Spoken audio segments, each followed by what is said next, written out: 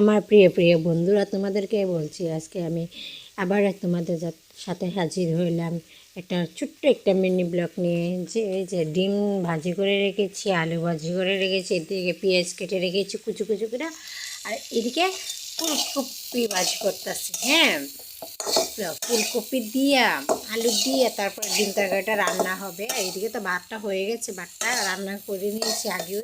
এই যে দেখো, ভাতটা রান্না হয়ে গেছে আমার আগে।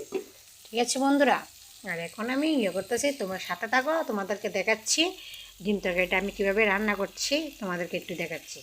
সবাই একটু সাথে থাকো। তো বন্ধুরা দেখো, আমার ফুলকপি ভাজা হয়ে গেছে।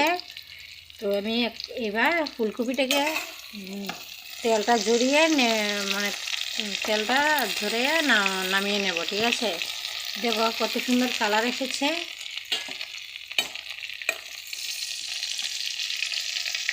কেক আমার সব বন্ধুদেরকে বলছি, কেক খেয়ে ফুলকপি দিয়ে ডিম দিয়ে আলু দিয়ে তরকারি খেতে পছন্দ করো, সবাই একটু কমেন্ট করে জানাবে। ঠিক আছে বন্ধুরা, সবাইকে টাটা, বাই বাই।